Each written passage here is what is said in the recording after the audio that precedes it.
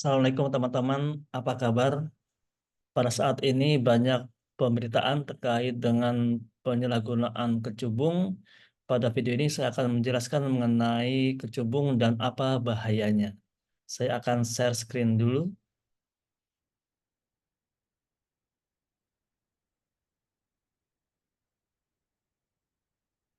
Baik, kecubung merupakan tanaman perdu. Ini banyak tumbuh di negara dengan iklim tropis dan subtropis termasuk di Indonesia.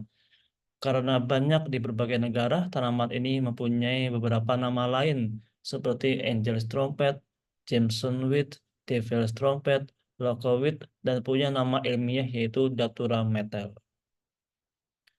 Kecubung merupakan tanaman dengan efek halusinogenik, mengandung senyawa alkaloid seperti atropin, skopolamin, dan hyoscyamin.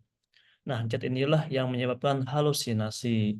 Kadar tertingginya ada di pada bagian bunga dan daun, di mana pada bunga kecubung ini mengandung 0,6 mg skopolamin dan 0,3 mg atrofin.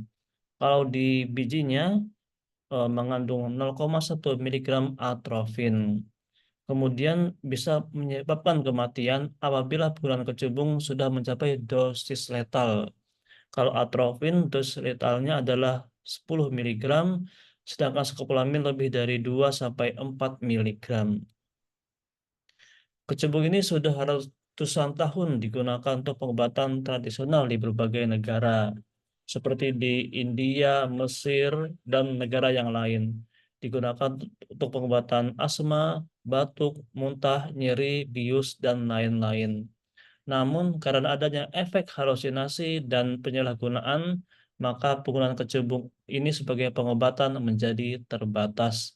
Bahkan, BPOM telah melarang penggunaan kecubung ini sebagai obat tradisional. BNN pada tahun 2006 pernah melakukan survei pada pelajar di 18 provinsi di Indonesia, didapatkan Provinsi Nusa Tenggara Timur merupakan provinsi tertinggi kasus penyalahgunaan kecubung. Bahkan di Amerika juga telah dilaporkan pada tahun 1993 terdapat total 318 kasus dengan penyalahgunaan kecubung dan pada tahun 2014 dilaporkan naik menjadi 610 kasus.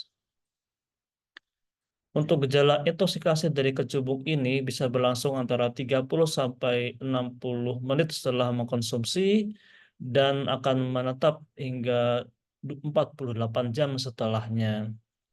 Intoleransi kecubung bisa terjadi bicara meracau, ada halusi visual, keringnya kulit pada mukosa saluran nafas dan pencernaan, adanya sulit buang air besar, ada pelebaran pupil, ada fotofobia, bisa hiper atau hipotensi, badannya menjadi panas, jantung menjadi lemah atau meningkat, irama jantung menjadi tidak teratur, terjadi kegelisahan, kebingungan, bahkan bisa terjadi kematian karena adanya depresi sistem pernapasan. Untuk pertolongan pertama bagi yang ada yang menyalahgunakan kecubung, maka bila itu kurang dari 2 jam segera dimuntahkan, kemudian beri minum air putih yang banyak agar zat tersebut bisa keluar lewat urin dan segera dibawa ke rumah sakit. Demikian teman-teman, jauhilah kecubung karena kecubung itu berbahaya. Terima kasih. Wassalamualaikum warahmatullahi wabarakatuh.